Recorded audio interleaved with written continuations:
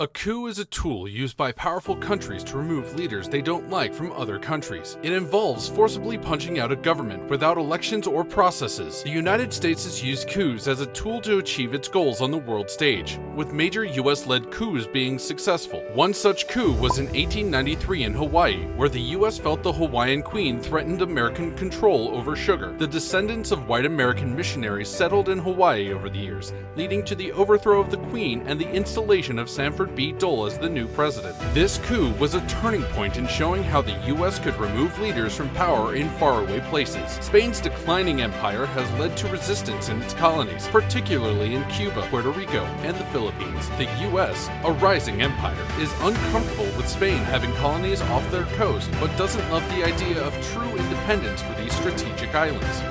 The US delves into the fight between Spain and their colonies, using the explosion of an American Navy ship as an excuse. They sent in troops to liberate rebels fighting against Spanish colonizers, promising them independence in Cuba, where local uprisings eventually drove out the Spanish, and the US reneged on their promise to give independence to these locals. The US has piggybacked off several independence movements to enact several coups at once, installing pro-American leaders and a Navy base in Cuba, eventually annexing Puerto Rico and Guam, which they still control, and the Philippines, which they held for 48 years. In Nicaragua, a new president comes to power, vowing to regulate American companies. The US is not letting this happen, so the Secretary of State spreads rumors to smear the president, who is upset because Nicaragua was taking loans from Europe. In the 1950s, the US became a global superpower, investing heavily in fighting its global rival and its communist ideology.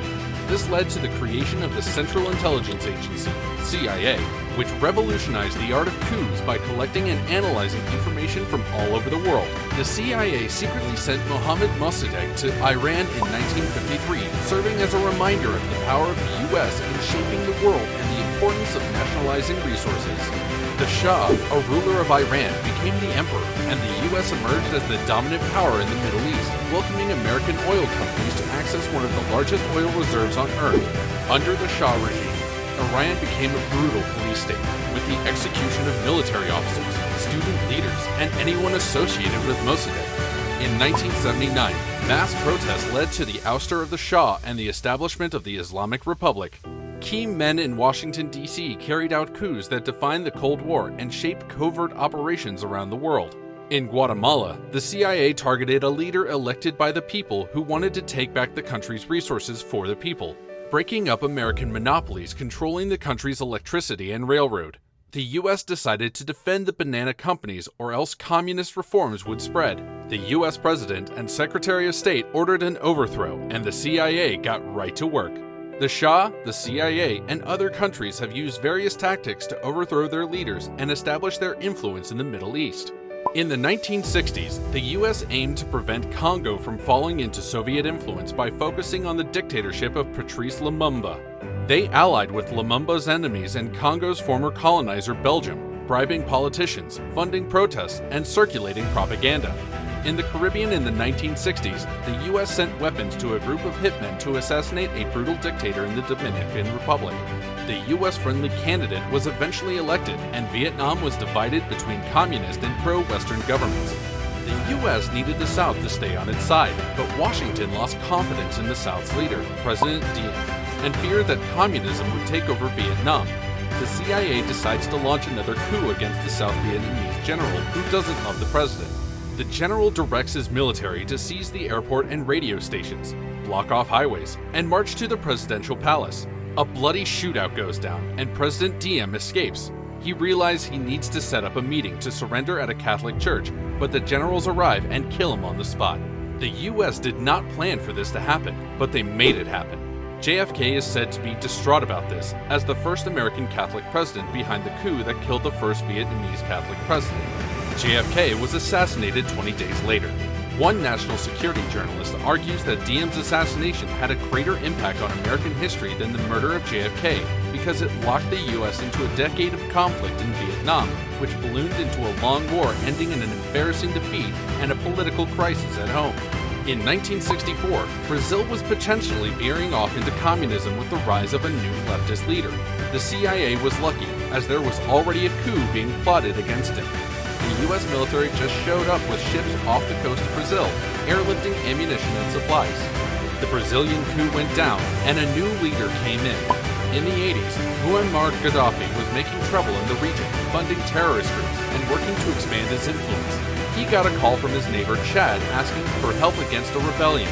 Gaddafi eagerly sent 4,000 troops to occupy a large part of the country and made friends with the new president by helping him exile his rival. Ronald Reagan fired up the well-oiled coup machine, launching a covert war, sending weapons and cash to rebels in Chad and supporting the ousted political opponent. The president of Chad had to flee and the US-backed leader came to power. The new US-backed leader ruled brutally for 8 years until he was eventually overthrown by a military officer in 2013.